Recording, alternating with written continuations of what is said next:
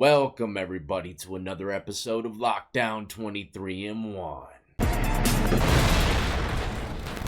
Today we're jumping back into a New York prison to hear some inmates speak on predators. That's right, they come in many shapes and forms. Now these inmates, I don't know if they were victims at one point or they just seen activities like this happen throughout doing time. Either way, when they're breaking down these predators and some of the red flags and notice, they're all very similar, right? And when everybody is pretty much along the same path when breaking something down, it's because it's true. And I'm here to tell you that so far from what I've seen in part one, I'll keep that one linked in the comment section below. They've been speaking nothing but facts. In part one, they broke down that, it's not always run in your cell and take everything you got, including the cheeks. It's not like that at all. Nowadays, people are much more candid with it, if that's the right word. More than likely, they'll become your friend by your choice. You enjoy spending time with him, but in all actuality, he's there for other intentions. And there's ways to lead people into these type of things, baiting them in. But today they're going to be speaking along the lines of showers and stuff like that. So it could get interesting. There's many different variations of showers in prison.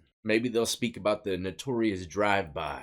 But if you're into all things lockup and crime related, then this is where you want to be. Hit that like, subscribe, notification bell before you leave, and check out my playlist with many more videos for you to start watching today. Choose somebody, preferably somebody that's coming in with you, that's new with you, that's also inexperienced. Whether they're street smart or not is irrelevant, but who's new to the environment with you.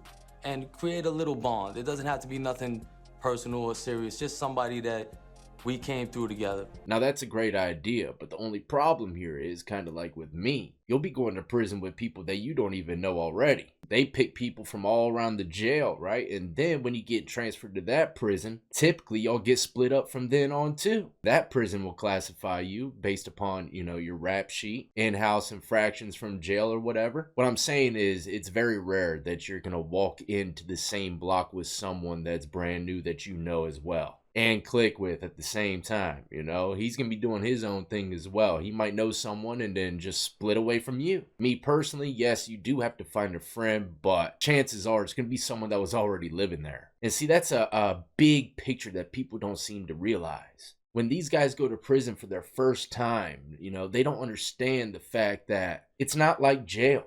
Where people are turning over all the time, going home, coming back. But they think it is, because you just got out of that lifestyle. It's kind of embedded in you. The reality of it is, this is where people go that got life. Chances are they've been living with each other for years. These inmates know each other more than their own family. You're coming in, you could be getting set up by all kinds of people and have no idea. I've seen it happen, man, right before my eyes. Black guys, Hispanic guys, white guys, all of them working together to get the new guys. And they have no idea it's happening. Getting played by everybody. But they're still picking and choosing, all right? There's plenty of new guys coming in. They don't try that shit on. Don't take a shower with no underclothes on, because that's a sign to a lot of them that you're new. Old timers or repeat offenders know that when you take a shower, you keep your underclothes on. In shower areas, be mindful of good shower practices. Stay focused on your business, but be aware of your surroundings. Remember, a predator is less likely to act when others are around. Okay, so first off, he says shower with your underwear on. Yeah, that's key, man, in many places, but some places they get butt naked. I'm trying to tell you, and if you keep them on, then you look weird, not a place. And not to mention, man, these guys got the luxury of having a shower curtain. I've been in many showers where it's group settings. That's when you really gotta worry about things. A big old room with open showers, man, anyone come in there, get naked at any given time. And you would have no idea who's trying to be next to you for the wrong reasons, man. You just would have no idea. Especially men who ain't had women in decades. Surroundings. Remember, a predator is less likely to act when others are around. Predator will use the shower as an opportunity to get close. Don't let him. Never have a conversation with an inmate in an adjacent shower. And do not accept t-shirts, boxers, shower slippers, or soap items from another inmate. Those are sure signs of a predator that's getting too close.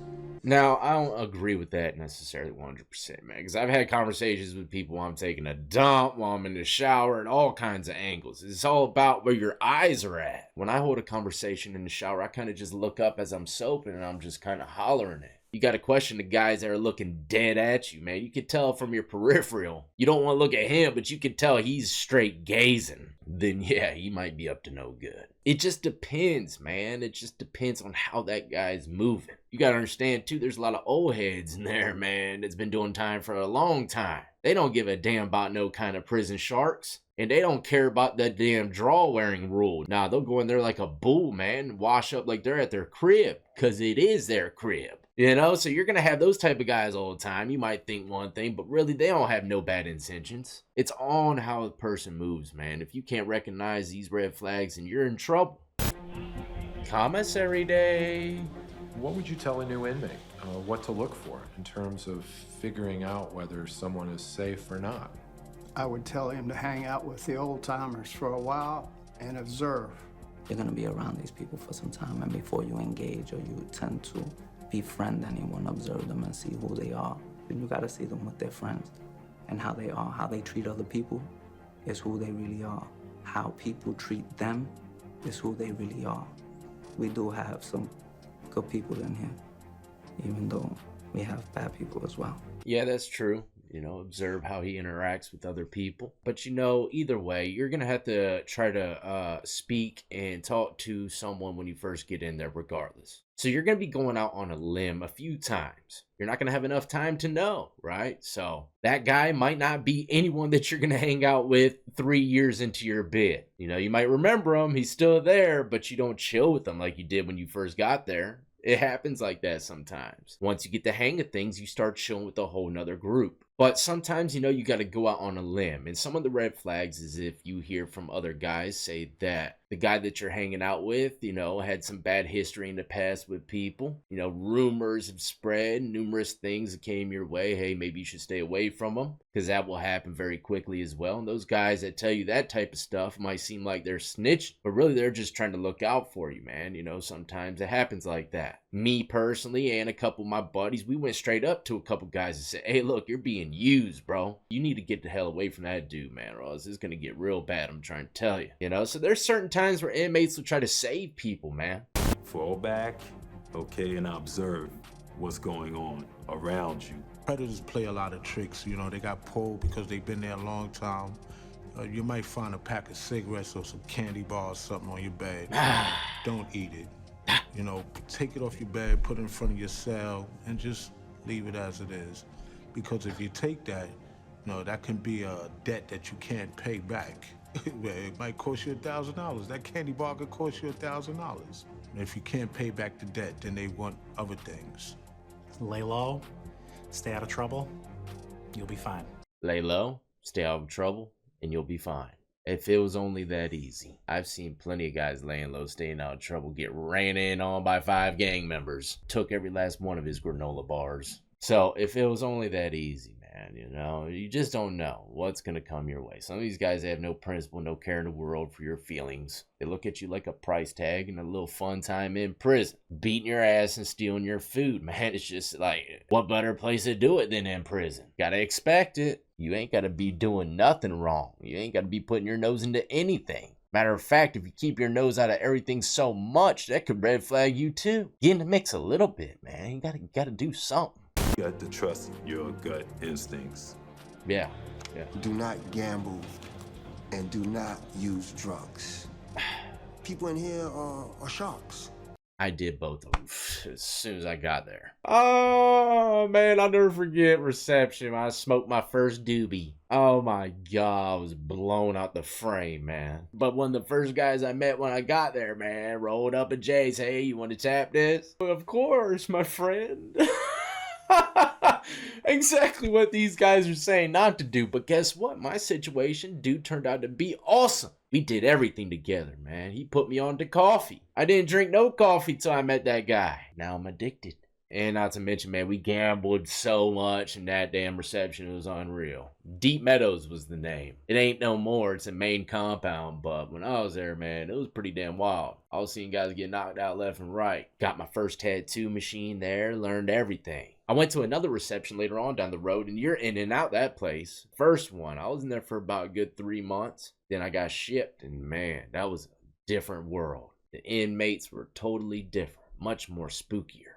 But I don't know how I got this far down the path, man. What I'm trying to say is you can do these things. It's not wise to, because chances are, you know, especially the poker players out there, if you're the type of guy that they want to do it to, like I said, man, there'll be guys setting you up and you have no idea. Everyone at the table has extra cards, but you, trust me, there's ways to do it, and these people have no idea. Guaranteed money in the bank, man. One more thing when it comes to gambling, only gamble what you got. Leave the table if you came to your limit. Do not gamble things you don't got. You think you know how to gamble, but you don't know you're being set up. Yep, see? Once you get in debt, then you have to pay off, one way or another. Yep. Drugs can also play a role in encouraging a person to make poor choices. Yeah, it can. Self-preservation comes first, and your safety is paramount. It's not snitching when you're trying to protect yourself. So report it. Go to someone, tell someone. You know, you don't have to give any names. You don't have to point anyone. Just say that I feel that my life is in danger and that you need to be removed from this situation. And that is 100% accurate. That is the last straw, though, right? You don't want to be checking in, because even if you say it whatever way you want to, the inmate's still going to know what you did. But if you need an exit route immediately, you know that you're going to be, you know, taken advantage of, or your life might be at risk, man, go to the damn bubble if the COs are even there. A snitch is a person that tells to either get you in trouble or to get some type of gain from it. Now, if something happens to me and I report it, I'm not snitching. I'm trying to get help. Is that snitching, you know, trying to get the hell out the pie? I don't think it's snitching, man, if your life's at risk. You know, but if you have to name a name and they go get that guy and put him under investigation in the hole, then that's a totally different story. That's why I say it's a tricky game sometimes. You know, this is your life, you know, at stake. People say, well, that's snitching. You know, is it really snitching when it comes to your life? If my life is being threatened and, you know, there's no other way around it but to let someone know that my life is threatened, okay, well, then that's what has to be done, because I like to continue living. Don't be afraid to tell, really. And you don't have to tell a CO if you feel like that's snitching. You could tell anybody. Tell another inmate, tell an OMH person, tell a counselor, an ORC, tell your teacher. The way he said it, it definitely sounds like snitching. Just tell. Just tell. Look, man, look, to some guys, it doesn't matter if your life's at risk. They're going to look at you like a snitch, or they're going to look at you some kind of way because you're scared, you know. It just depends on the person. You know, a lot of people think that you should be a warrior, stand up for yourself, go in there and fist fight, knowing damn well he'll knock you clean out in 2 seconds. You can tell anybody, but tell somebody. If you feel uncomfortable about something and you don't say anything, it gives him a green light to continue. And when he's refused, yeah, it does. He's gonna get aggressive. Report it right away. Don't even hesitate. Forget what anybody else is gonna say. You know, because at the end of the day, you have to save your behind. Staying safe is not snitching. It's not snitching when it concerns your safety. Staying safe isn't snitching. Even though these guys are saying, you know, it ain't snitching, someone will think it is. But my honest opinion is, if you know for sure someone's going to take your life or your cheeks, go ahead and try to get out the block, but I would do it in a way to where you don't name no names. Nobody can get spotlighted on your exit, man. That's how you got to handle the situation. Tell them straight up, look, I am terrified from, I know for a fact I'm going to die tomorrow. I cannot tell you their names, because if I do, then they'll kill me where I'm going next. Say it like that, man, and chances are they'll get you out of there. Even throw this in the mix, even if you didn't. Say, yeah, I already called home to my family. They're going to be contacting the warden about the situation too, man. So even if you didn't, that's a bluff that many people use to get things going, man. So trust me, there's ways to get the fuck out the cell block without naming names. But that's a wrap, ladies and gentlemen. Hopefully you enjoyed and learned something today's episode. You know, people taking advantage of individuals like this is a real thing. It's happening every single day across the country. And you know, it doesn't have to be sexually, man. They could be using you for many different things. And you know, sooner or later, a lot of these guys, they realize maybe they're not as green as when they first came in. And they're trying to put a stop to it, but that's when stuff starts taking a turn for the worst. What are you going to do then? You know, there's going to be times where you can't just run to the CO and tell them everything every single time. You got to stand up for yourself sometimes, right? But you got to weigh out your options. If you really think you're going to get skinned alive the next morning, then yeah, go ahead to the bubble. But I strongly suggest never to name no names. Anyways, I got a bunch of interviews to do today. So in the meantime, as always, y'all be easy, be safe, and stay free.